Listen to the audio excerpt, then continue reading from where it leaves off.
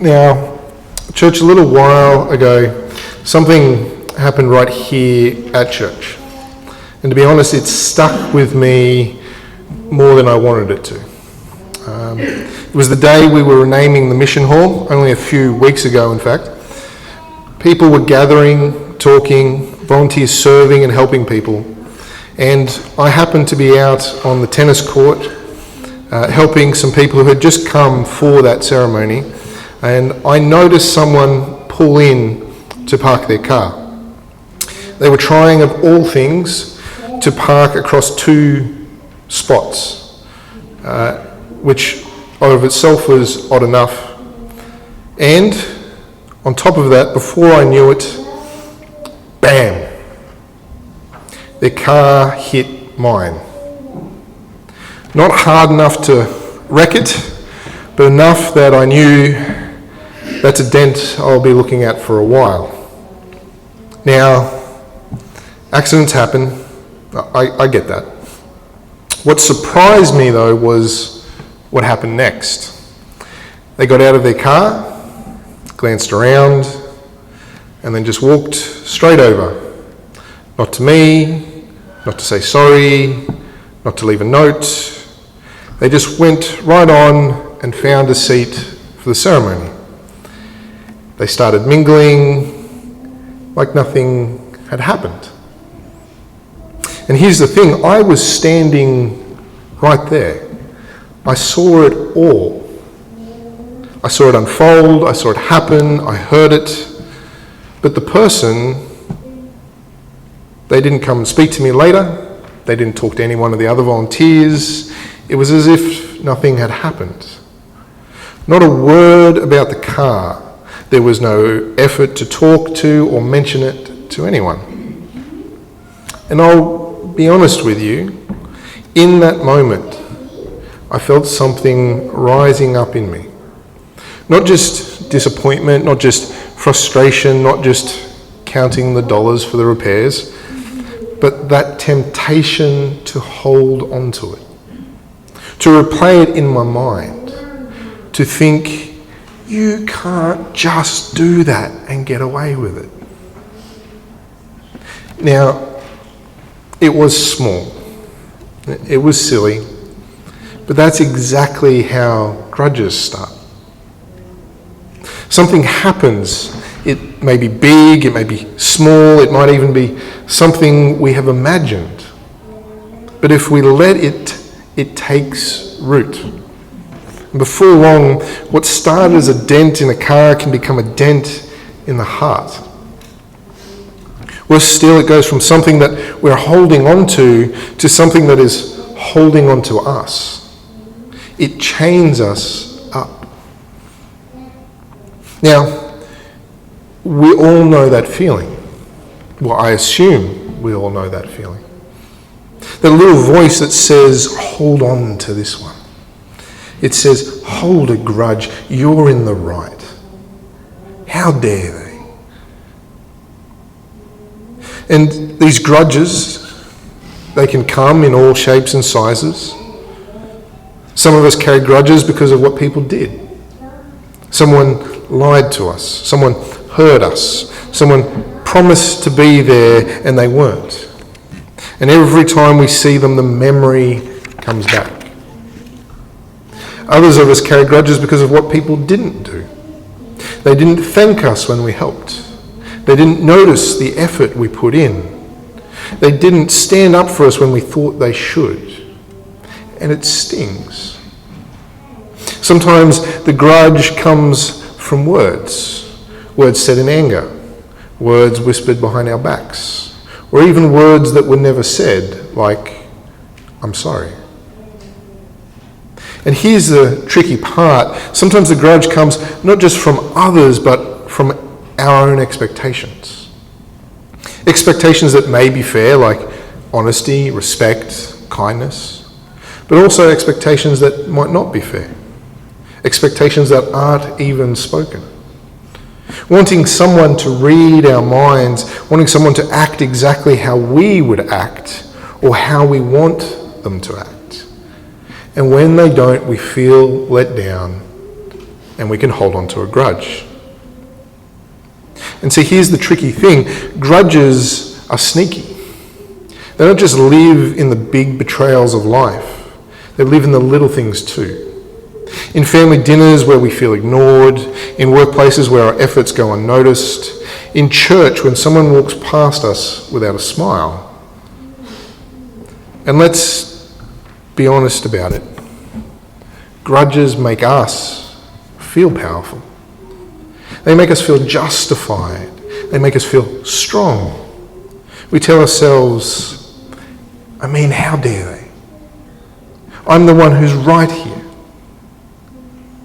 How could someone do that? See, they make us feel righteous, like we're standing on the right side of truth and justice and even history as they get bigger and bigger. When really what we're actually doing is nursing a wound. And worse still, for some, holding a grudge becomes more than just a moment. It becomes a pattern. Some people are so wired for drama, so used to being the victim that they almost don't know what to do if they don't have someone to resent.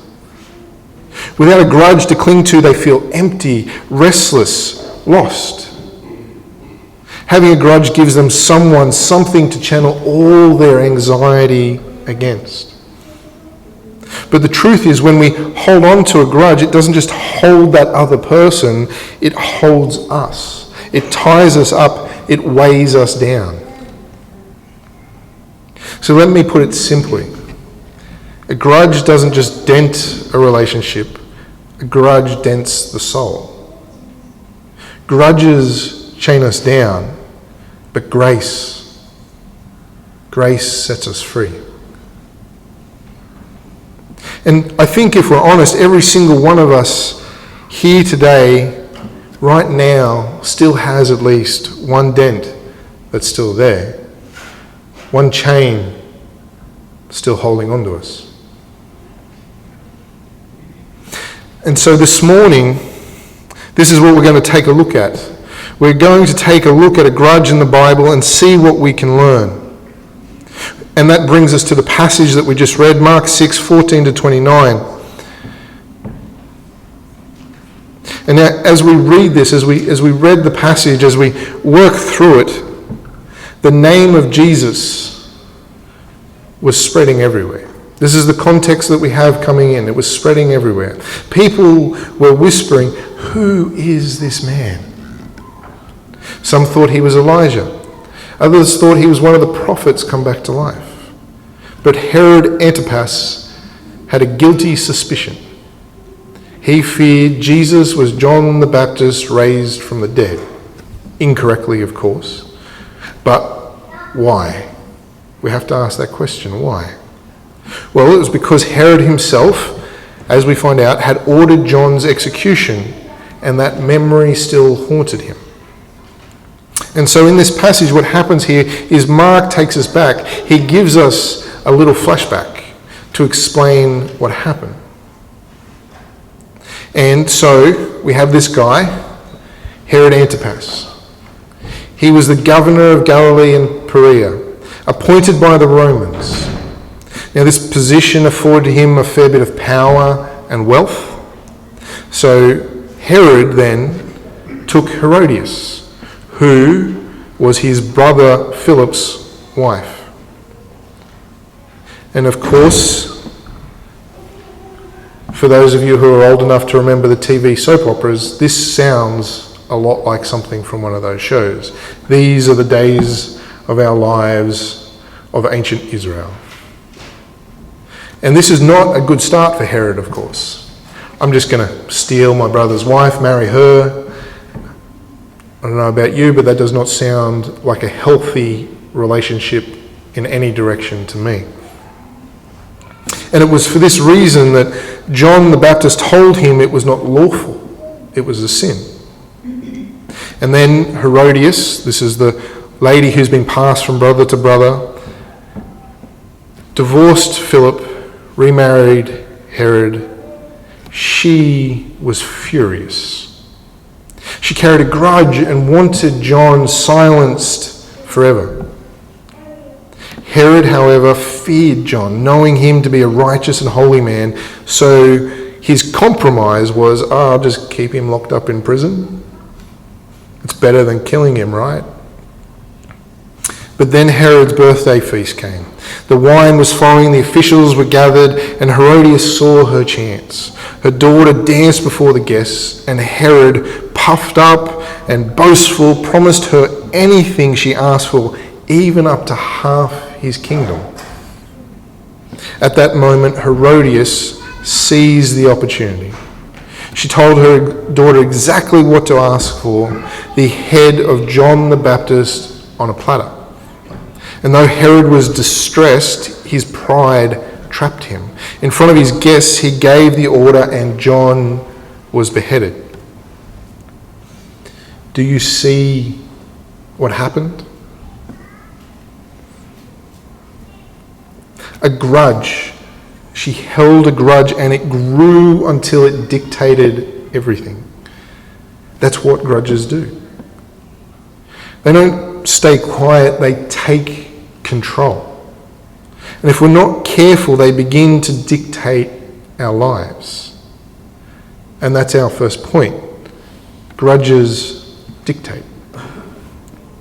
See, Herodias didn't just dislike John the Baptist. Mark tells us, verse 19, she nursed a grudge against him. That word nursed, it means she kept holding on to it, feeding it, rehearsing it. And the more she held the grudge, the more the grudge held her. It dictated her thoughts, it dictated her emotions, it dictated her actions. And that's what grudges do. They move from the background of our lives to the driver's seat. They tell us what to think about when we wake up. They keep us awake at night, replaying the offence over and over again. They whisper in our minds, how dare they? Don't let go of this. Get revenge. And before we know it, the grudge isn't just in our hearts, it's running our lives.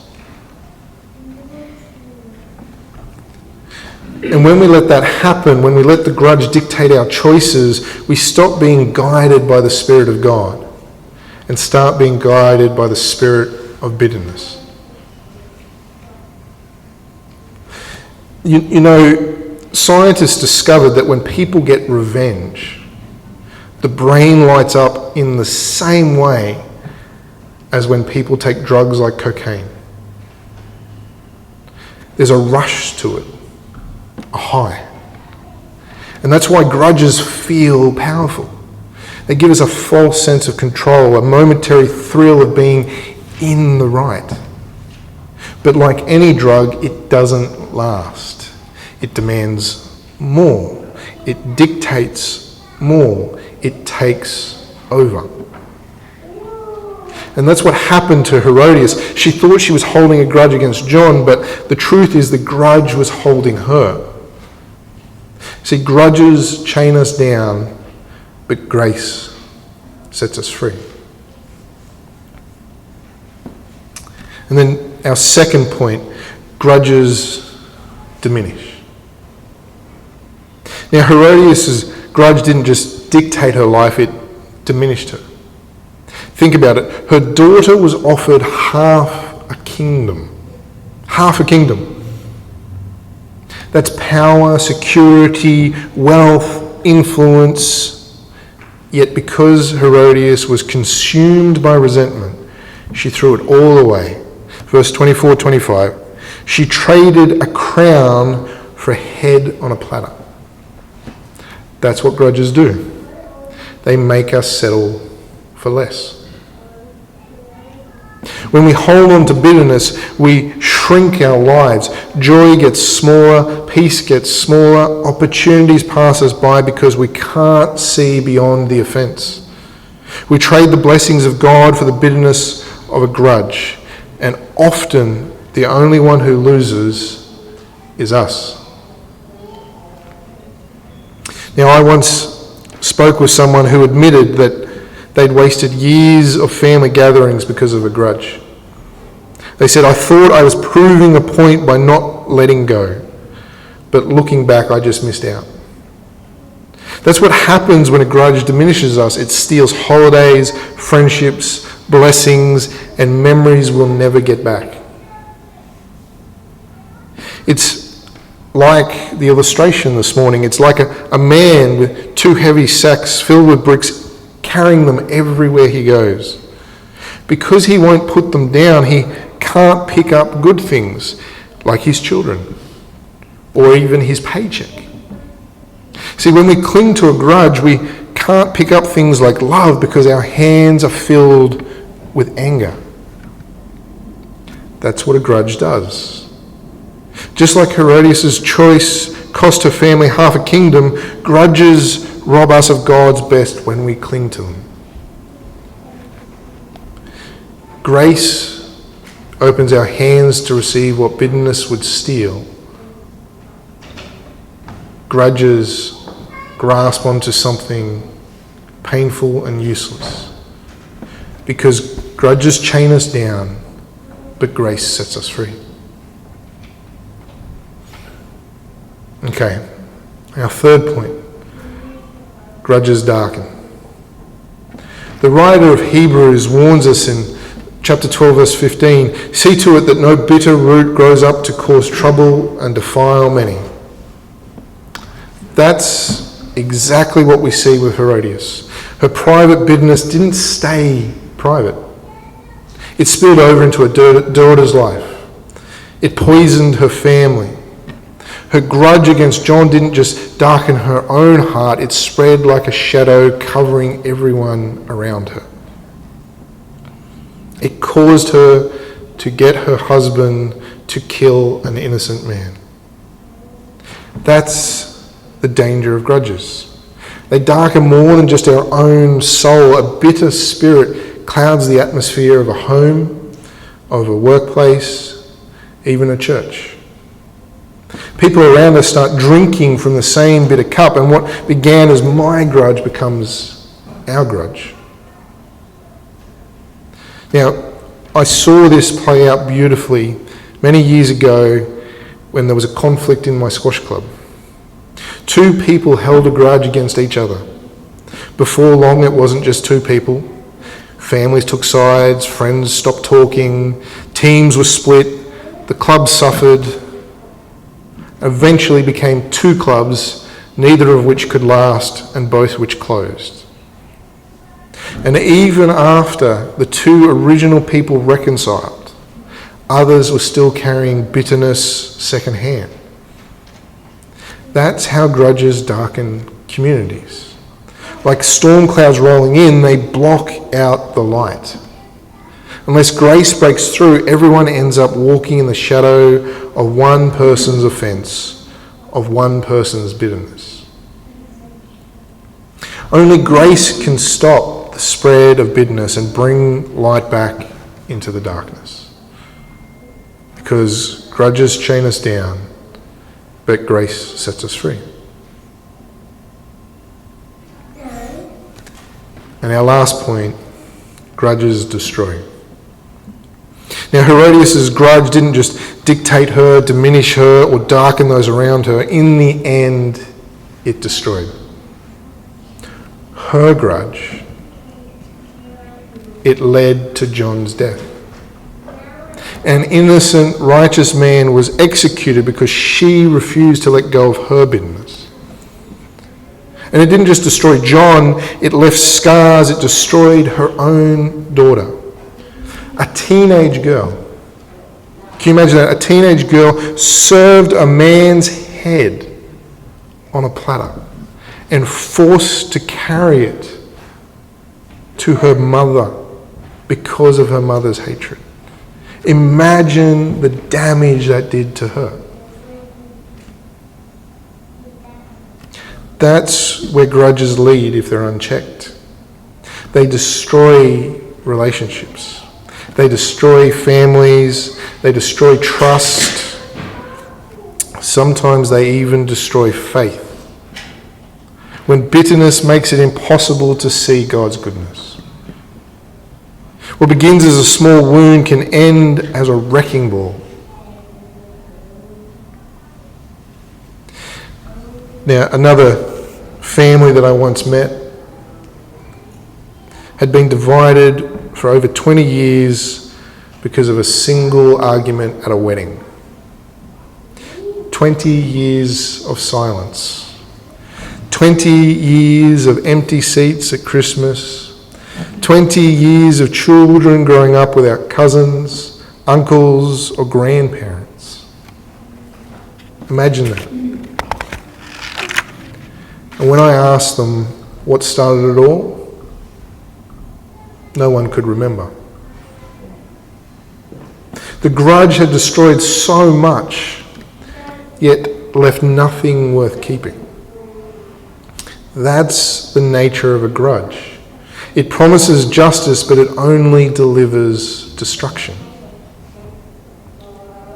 See, a grudge is like a spark in dry grass. At first it seems small, but left alone it spreads until the whole forest is destroyed. Fire doesn't just burn what caused it, it consumes everything around it. That's what a grudge does.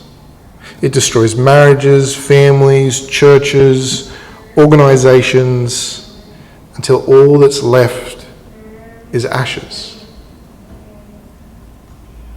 If we don't break the chain will break us, because grudges chain us down, but grace sets us free. And so here's the question. What about you? What about me? Where are the grudges we're still holding onto? Maybe it's something small like a harsh word or a forgotten thank you. Maybe it's something big like betrayal, rejection, or years of silence. Maybe it's not even about what someone did, but what someone didn't do. They didn't notice. They didn't care. They didn't stand up for you when they should have. And the grudge has grown. Yes, it's easy to point at Herodias and say, how could she let a grudge get so far? But the truth is, every grudge has the same seed, the same starting point. Every grudge, if left unchecked, can dictate, diminish, darken, and destroy. Her story is extreme, yes, but it's also a mirror. One that can be uncomfortable to look into, but it's still a mirror. Because we know what it's like to replay the hurt in our minds and in our hearts. We know what it's like to carry the weight. We know what it's like to feel chained. But church, listen, grudges chain us down, but grace sets us free. That's reason to celebrate, reason to embrace. But some of us here today need to admit the chain is still there. We're still carrying it. We've been letting a grudge dictate our thoughts, diminish our joy, darken our homes, maybe even destroy our relationships. And maybe we've been excusing it. We're telling ourselves, I'm right. I was wronged. Why should I have to be the one to let go? They don't deserve forgiveness. And listen, maybe you're right. They don't. But here's the good news. Forgiveness isn't about what they deserve.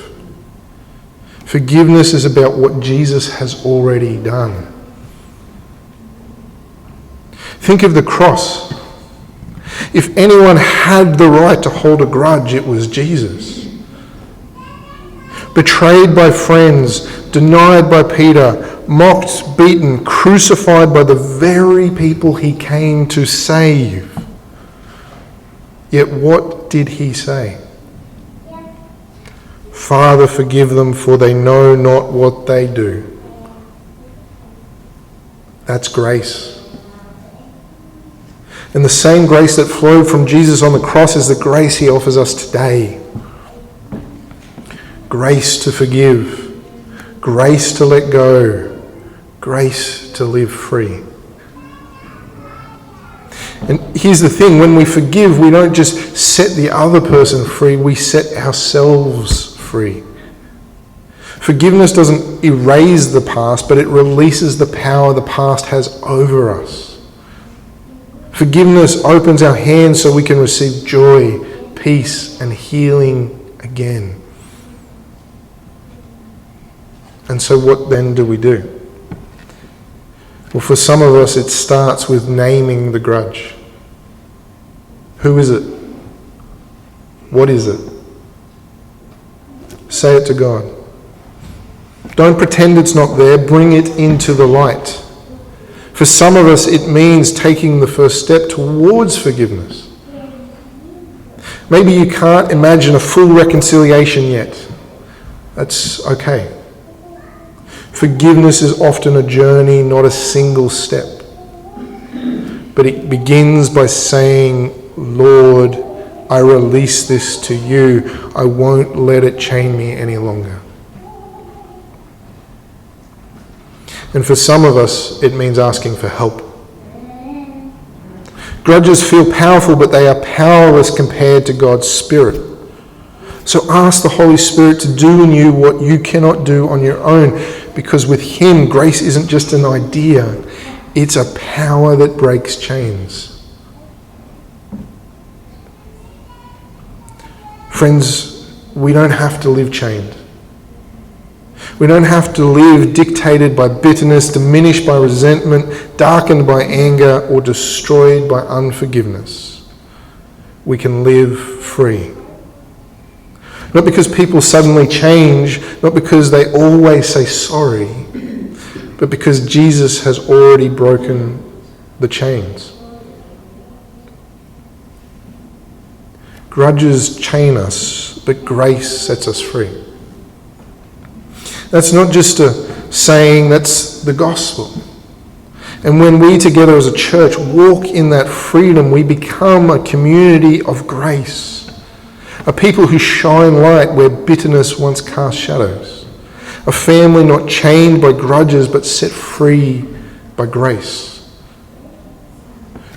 So let's live free. You, me, we, together. Amen.